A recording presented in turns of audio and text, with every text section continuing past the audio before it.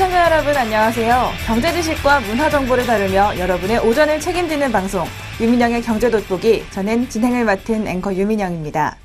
오늘은 영화 한 편으로 이야기를 시작해볼까 하는데요. 지난해 참 많은 인기를 끌었던 영화 어바웃 타임의 주인공은요, 마음만 먹으면 과거로 돌아갈 수 있는 능력을 가졌습니다. 그런데 같은 능력을 가진 주인공의 아버지가 아들에게 이런 조언을 합니다. 평범한 하루를 똑같이 한번 다시 살아봐라. 이 말대로 한 주인공은 다시 평범한 하루를 살아보니까 화낼 일은 정말 많지 않고 기쁠 일이 평범한 하루에 의외로 많다는 걸 깨닫게 됩니다. 우리의 삶, 사실 하루하루가 크게 다르지 않습니다. 비슷비슷한 하루를 살아가시는 분들이 많을 텐데요. 우리에게 과거로 돌아가는 능력은 없지만 이렇게 평범한 하루를 조금 더 여유 있게 살아본다면 기쁠 일이 더 많을 것 같습니다. 오늘 유민영의 경제 돋보기 조금 더 여유 있고 기쁘게 시작해 보겠습니다. 지금 시작합니다.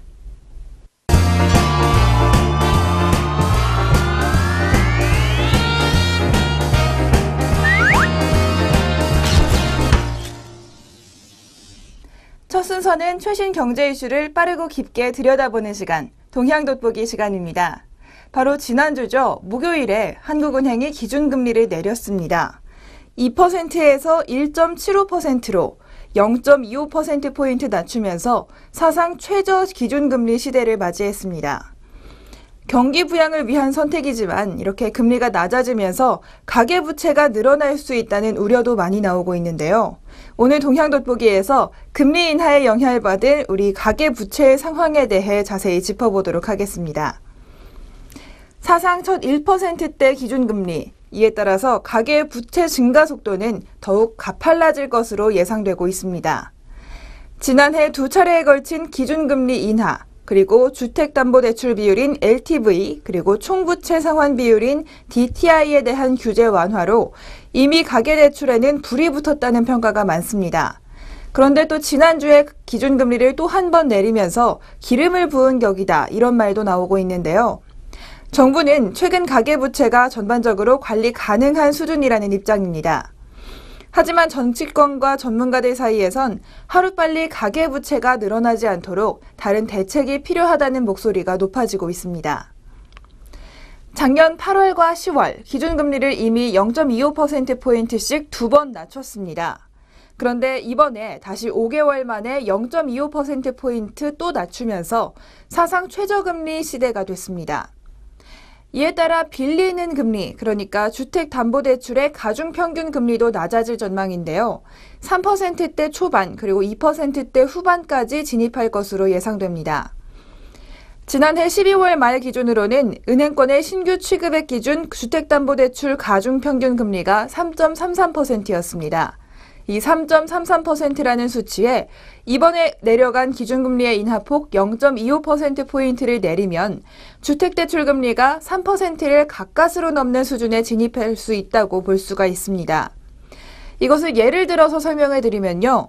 2억 원을 대출받은 사람은 지난해 8월 이후부터 연 150만 원가량의 이자 경감 효과를 볼 수 있게 된 것입니다.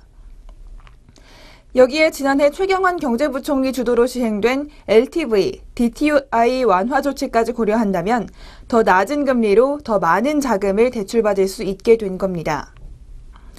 문제는 규제 완화와 금리 인하로 나타난 대출 증가 효과입니다. 이미 작년 말에 가계부채는 1,089조 원으로 1년 새 68조 원이 늘어났습니다. 특히 작년 4분기 은행권 전체 가계대출이 20조 4천억 원 늘었는데요. 증가분의 대부분, 약 88%를 주택담보대출이 차지했습니다. 올해 들어서도 가계대출 증가세는 여전한데요. 부동산 비수기인 올해 1월 7천억 원이 늘어난 데 이어서 바로 지난달인 2월에 예금은행 가계대출은 3조 7천억 원이나 증가했습니다. 이 3조 7천억 원이라는 수치는 역대 최대 규모의 증가폭이라고 합니다. 이런 상황에서 기준금리 인하는 가계대출을 더 본격화시킬 것이라는 결과가 될 것이라는 분석이 지배적입니다. 이런 가운데 정부는 가계대출이 다소 빠른 속도로 늘어나고 있지만 전반적으로 관리 가능하다, 이렇게 보고 있는데요. 그 근거를 알아보겠습니다. 한국의 가계대출, 상환 능력이 양호한 소득 4, 5분위의 고소득 차주가 약 70%를 차지하고 있다고 합니다. 그래서 상환 능력이 좋은 편이라고 볼 수가 있고요. 금융자산이 금융부채의 배 이상이기 때문에 부채의 담보력도 여유가 있다는 분석입니다. 또 연체율과 LTV가 비교적 안정적이고 금융사들의 자본 건전성이 좋아서 손실 흡수 여력이 있다고 보고 있습니다. 정부는 이런 상황에서 디플레이션 가능성이 나오기 때문에 가계부채를 급속히 위축하는 것도 적절하지 못하다는 입장을 보이고 있습니다. 가계소득 개선이 부진한 상황에서 부채도 못 늘리게 하면 경제에 악영향을 미쳐서 결과적으로 가계부채 관리에 오히려 어려움이 커질 수 있다는 이야기입니다. 이런 측면에서 정부는 가계대출 구조를 개선하는 데 힘을 쏟기로 했습니다. 가계대출 구조를 장기, 고정금리, 분할상환으로 지속적으로 전환하기로 했고요. 서민과 취약계층에게는 별도의 맞춤형 지원책을 제시할 예정입니다. 또 금융회사가 스스로 차주의 대출 상환 능력 등을 꼼꼼히 살펴서 대출을 실행할 수 있도록 심사 관행도 개선할 계획입니다. 가계부채 문제의 근본적 해결, 사실 이렇게 부채 관리에만 그쳐서는 안 되겠죠. 가계소득을 늘리는 거시적 대응이 필요한데요. 정부는 이와 관련한 정책적 대응도 강화할 예정이라고 합니다. 이렇게 동향돋보기에서 기준금리 인하에 따라 가계부채가 늘어날 수 있다는 우려 살펴드렸습니다. 정부가 대응책을 마련하고는 있지만 이것이 잘 시행될지, 가계부채를 잘 잡을 수 있을지 우려가 많이 나오는 상황인데요. 앞으로의 정책 기조들 계속해서 살펴보셔야겠습니다. 지금까지 동향돋보기 시간이었습니다.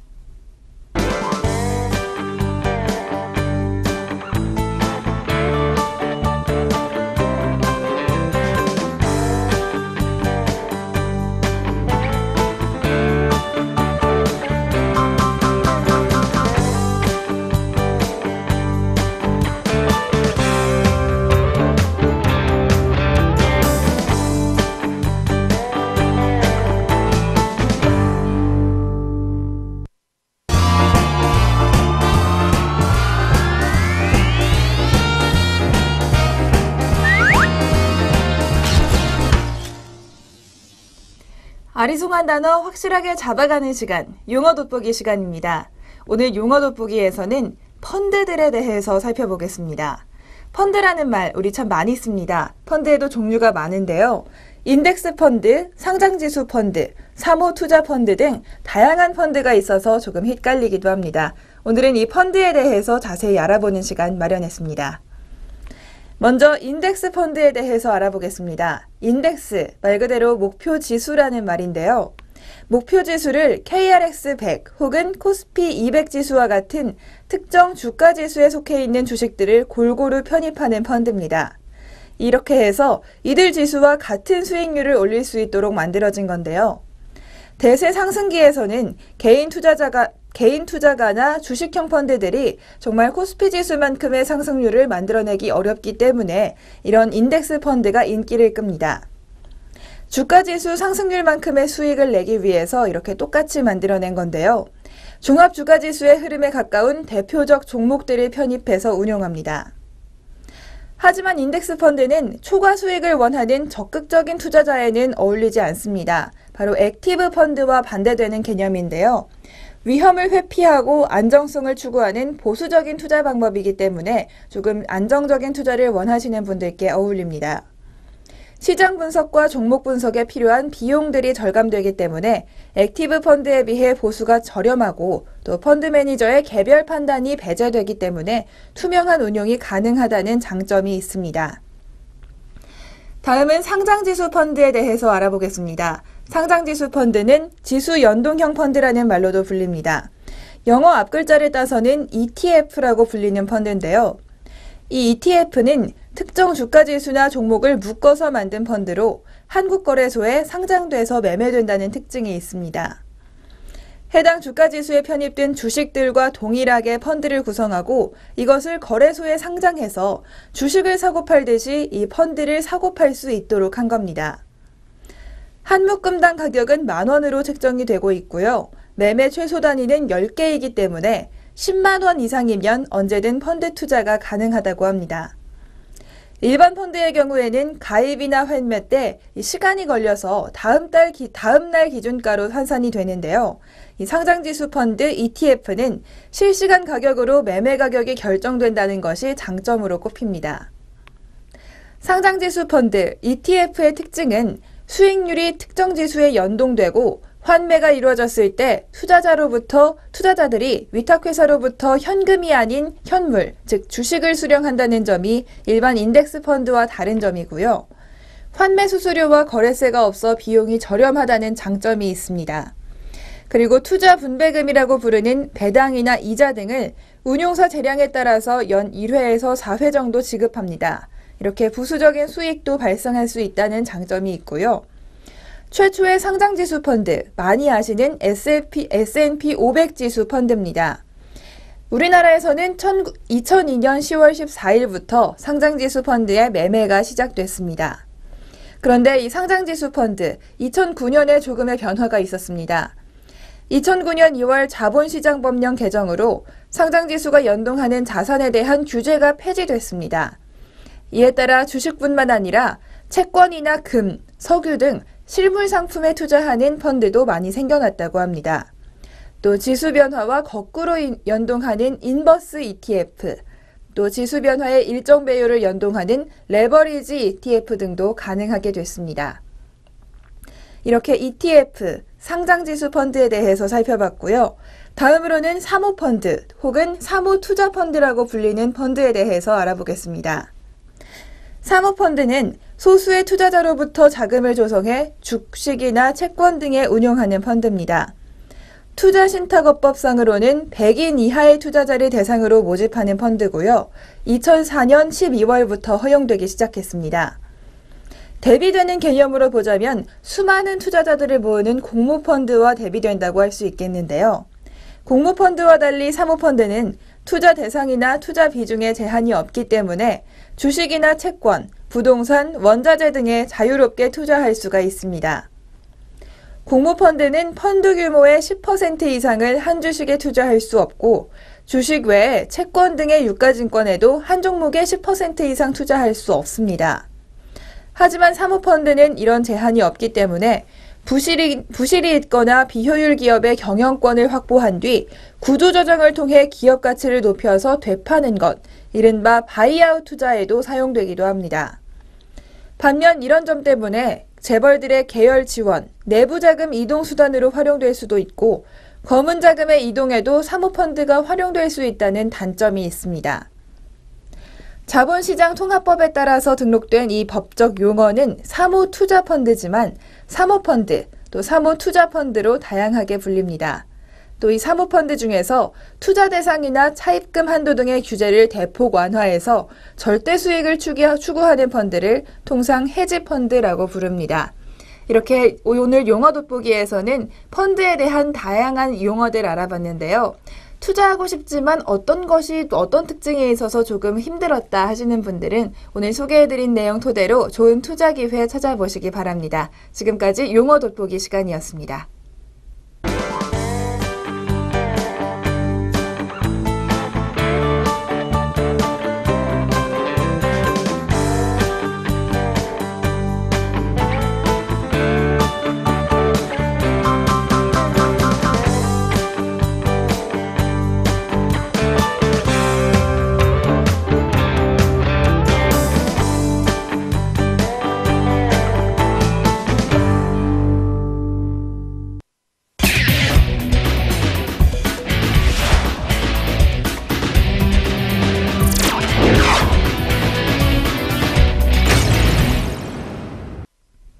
경제의 문화적 재미를 더하다. 컬처 앤 이코노미 시간입니다.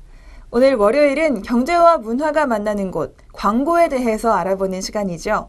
오늘은 사회 현상을 보여주는 재미있는 광고 2편 준비했습니다. 우리나라의 광고 하나와 또 유럽의 프랑스의 광고 하나 준비했는데요.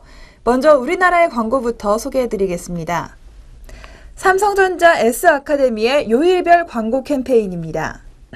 요일마다 방영되는 광고의 내용이 다르다고 하는데요. 다양한 소비자들이 공감할 수 있도록 각양각색의 에피소드로 꾸며진 이른바 멀티 광고를 선보이고 있습니다.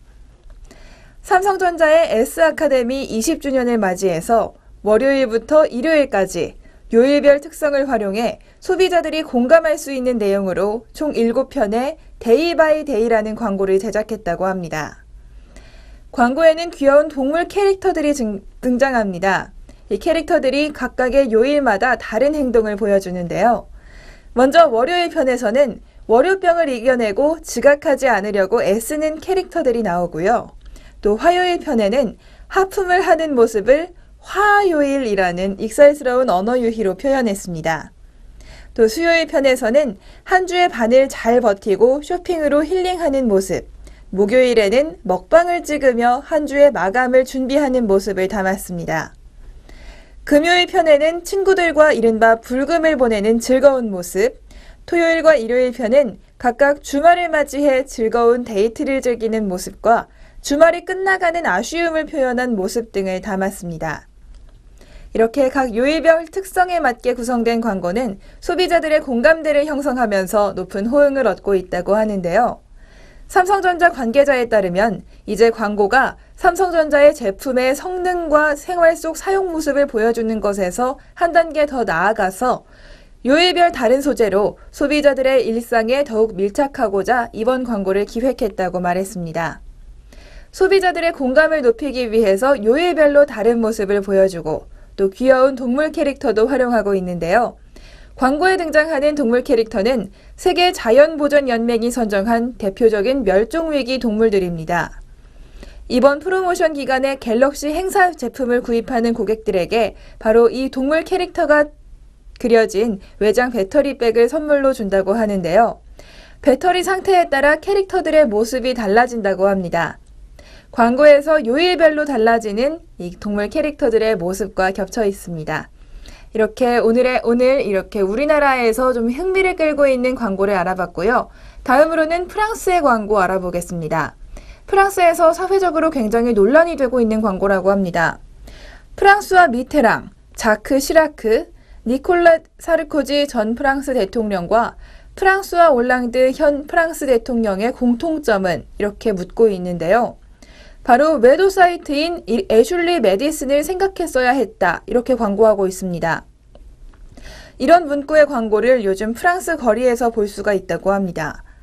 부인이나 동거녀를 속이고 다른 여자를 사귄 프랑스의 전현직 대통령이 이 외도 사이트를 이용했다면 불륜을 걸리지 않을 수 있었다는 도발적인 내용입니다.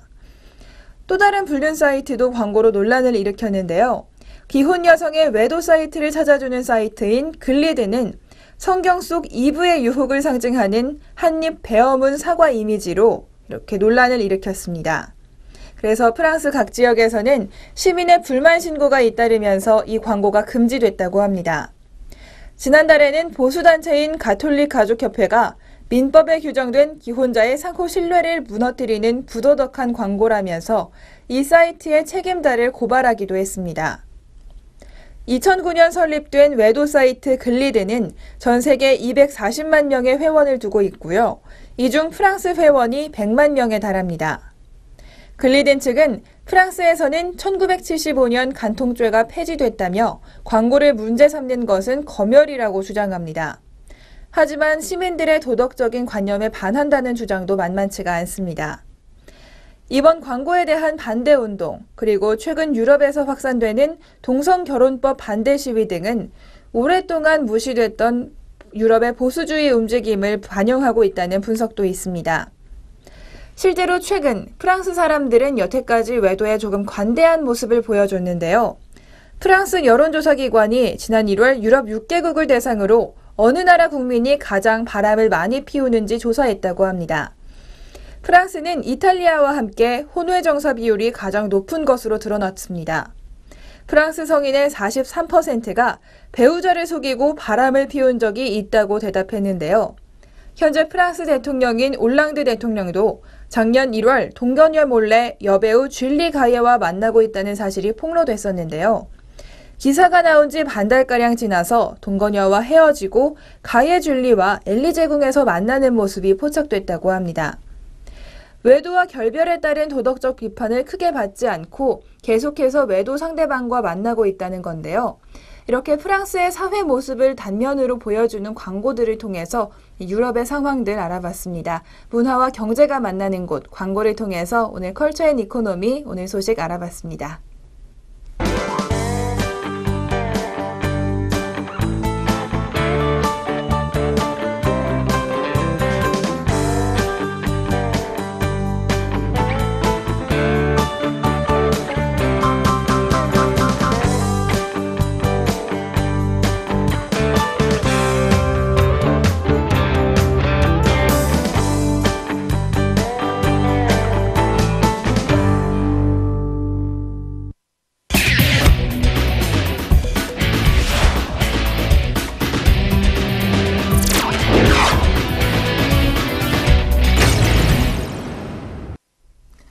이번 순서는 주목할 만한 주식 한 종목씩 소개해드리는 주식 한마디 시간입니다. 오늘은 슈픽앤코리아에 대해서 살펴보겠습니다. 슈픽앤코리아, 많이 아시겠지만 휴대폰 액세서리, 케이스를 비롯한 다양한 액세서리로 많은 사랑을 받고 있는 기업입니다. 이 슈픽앤코리아가 주목받는 이유 하나씩 살펴보겠습니다. 먼저 B2C, 소비자에게 직접 판매하는 휴대폰 액세서리 전문 업체로서 확고한 브랜드 파워를 갖추고 있다는 점입니다. 소비자들도 슈픽앤코리아가 만든 제품이라면 안심하고 구매하는 것들 많이 볼 수가 있습니다. 두 번째로는 특정 기업에 종속되어 생산하는 OEM이나 ODM 업체가 아니기 때문에 단가 인하로부터 자유롭고요. 또 자체 디자인 제작과 총판을 통한 제품 판매로 재고 부담을 지지 않습니다. 그래서 높은 수익성이 지속될 것으로 지금 판단이 되고 있습니다. 세 번째로는 오프라인 매장 수가 확대되고 있다는 겁니다. 이에 따라서 유통망 다각화 효과가 나올 것으로 예상되는데요. 이런 것들을 반영한다면 슈픽앤코리아 앞으로 주목해 볼 만한 가치가 있는 것 같습니다. 조금 더 자세히 살펴보겠습니다. 1분기에 호실적이 나올 것으로 예상이 되고 있는데요. 바로 그 근거는 아이폰 판매량이 호조를 보이고 있다는 것, 그리고 슈픽앤코리아의 오프라인 매출이 늘어나고 있다는 것입니다. 슈픽앤코리아의 1분기 실적, 매출액은 약 64% 늘어날 것으로 전망되고요. 영업이익은 무려 90% 이상 늘어날 것으로 증권가에서 전망하고 있습니다. 먼저 아이폰 판매량 호조 소식부터 살펴보겠습니다. 1분기 아이폰 판매량은 계속해서 늘어날 것으로 전망되고 있습니다. 전년 동기 대비 23% 정도 증가한 5,400만 대를 팔 것으로 예상되고 있는데요. 슈픽앤코리아 중에서 아이폰 케이스 매출이 굉장히 많이 차지한다고 합니다. 슈픽앤코리아 매출 중에 아이폰 케이스 매출이 약 60%로 전사 실적에 가장 큰 영향을 미치는 제품입니다. 따라서 아이폰 판매량 호조에 의해서 슈픽앤코리아도 1분기 호실적이 예상되고 있습니다. 또 아마존 온라인 매출 역시 작년 11월부터 견조하게 1위를 유지하고 있기 때문에 온라인 매출 증가도 지속될 전망입니다. 특히 중국 내 아이폰 판매량이 지속적으로 증가함에 따라서 슈픽앤코리아의 아이폰 케이스 그리고 이어폰 매출 증가가 예상되고 있습니다. 두 번째로는 오프라인 매출 증가 효과가 있습니다. 슈픽앤코리아의 1분기 오프라인 매출액 약 100% 이상 늘어날 것으로 추정되고 있는데요. 이는 북미 지역에서 오프라인 매장을 많이 늘린 것에 기인합니다. 스테이플스라는 오프라인 매장을 점차 늘려가고 있고요. 또 유럽 지역에서도 오프라인 매장을 계속해서 늘려가고 있습니다. 지난 4분기 북미에서는 오프라인 매장을 450개 추가로 설치했고요. 영국에서는 960개나 늘렸습니다. 또 독일에도 새롭게 진출하면서 올 1분기에 20개를 추가할 예정이라고 합니다. 북미 휴대폰 액세서리 시장은 오프라인 시장이 굉장히 큽니다. 오프라인이 9대, 온라인이 1로 나눠져 있는데요. 2015년 북미 오프라인 매장 수 확대는 이 슈픽앤코리아의 실적 향상의 주 요인이 될 것으로 판단되고 있습니다. 특히 북미 오프라인 매장 수가 2014년 2,000개에서 점차 늘어나서 2016년에는 6,000개까지 늘어날 전망이라고 합니다. 또 마지막으로 갤럭시 S6의 케이스가 선주문 매출이 벌써부터 발생하고 있다고 합니다. 갤럭시 S6는 아직 출시되지 않았는데요. 이 케이스 매출이 1분기부터는 반영될 예정입니다. 현재 아마존 온라인 마켓을 통해서 판매가 진행되고 있고 출시가 본격적으로 나오는 2분기부터는 쇼핑앤코리아의 매출에도 좋은 영향을 줄 것으로 예상되고 있습니다. 단단한 브랜드력과 또 앞으로의 매출 호조세로 좋은 모습이 예상되는 쇼핑앤코리아. 오늘 주식 한마디에서 알아봤습니다.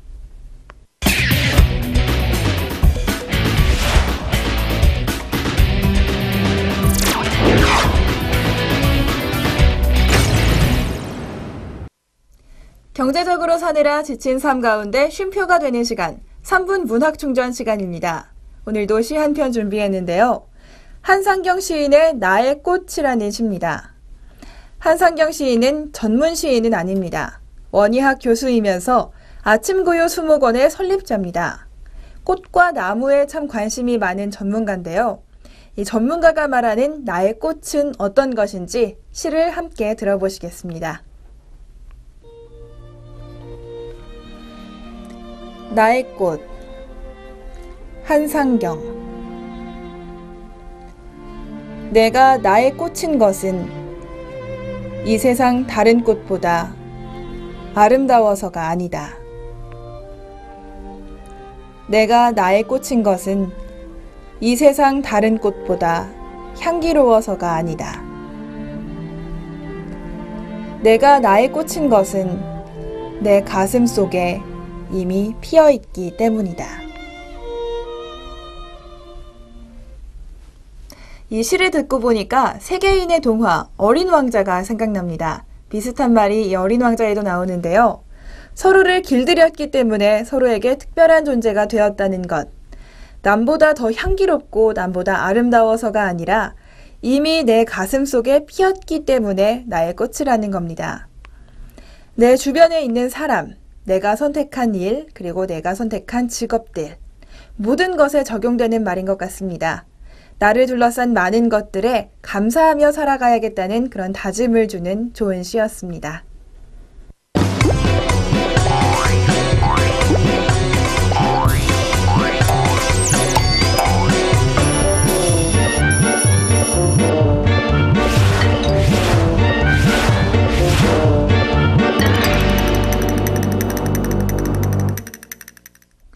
분명 예전엔 좋았는데, 처음엔 마음에 들었는데, 이런 마음이 들면서 내가 가진 것들, 내 주변에 있는 것들의 단점이 보이기 시작합니다.